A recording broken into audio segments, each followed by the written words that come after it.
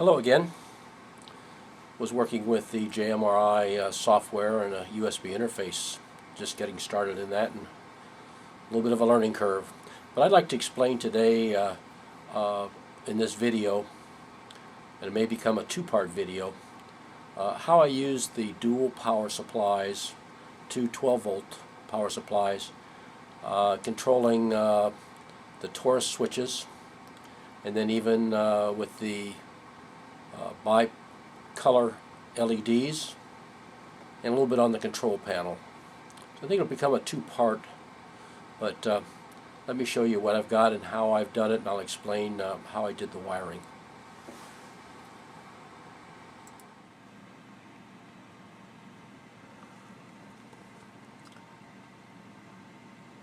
Here are the two 12-volt power supplies that I have. They're from Meanwell.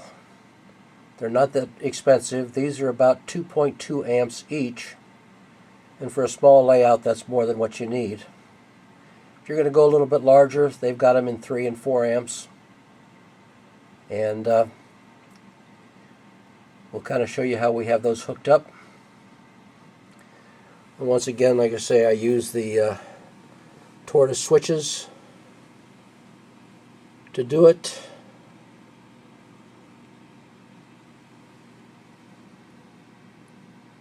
I do not like the suitcase fittings. We use the bus ties, crimp-on fittings, and we also keep everything color-coded. I'll explain that to you in a little bit. Here we have our two power supplies, A and B. By taking the positive of A and tying it directly to the negative side of B, that green line becomes a common line. The negative side of power supply A to one side of our double pole switch, and taking the positive side of B and going to the other side of this single pole double throw switch, we can now change the polarity at point A. Here we have placed the single pole double throw switch in the up position, which is taking the positive side of B, putting it to the Tortoise switch. The return line from the Tortoise switch is finding its way back to the negative side of power supply B. Now we have placed the single pole double throw switch in the down position, which is taking the negative side of power supply A and putting it to point A on the Tortoise switch. And our common line is going back and returning to the positive side of power supply A, and that will actually move the Tortoise switch. Now when you have multiple Tortoise switches, you can mount single pole double throw switches on your control panel for each one of those. Run the negative from power supply A to the top of each one. Power supply B would be the positive, would go to the lower side or the opposite.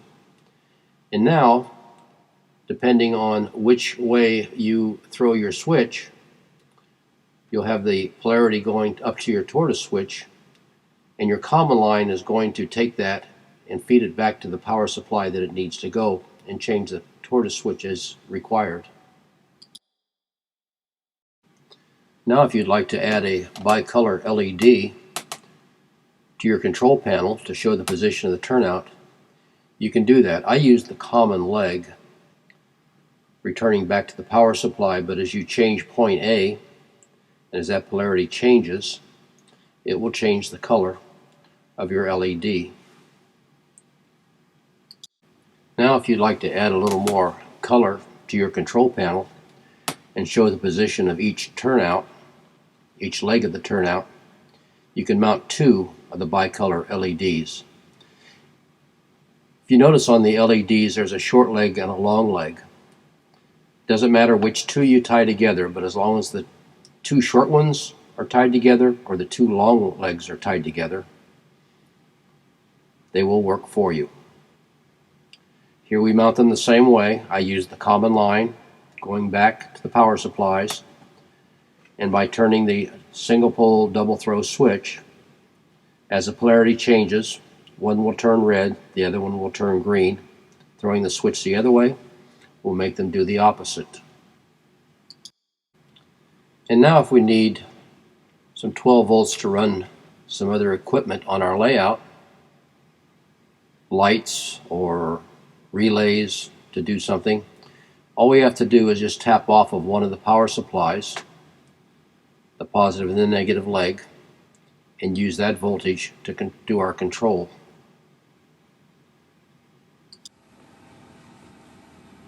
Okay, now that we've gone through the wiring hookup of the dual power supplies, the color coding for my track lines on my layout, I used the red and black wires, so that color was kind of out. But throughout, after I've come to this terminal strip here, I used a yellow wire throughout my layout for the negative side of the power supply A, and a white wire for the positive side of B throughout my layout, and that goes over to the control panel and does all the hookup.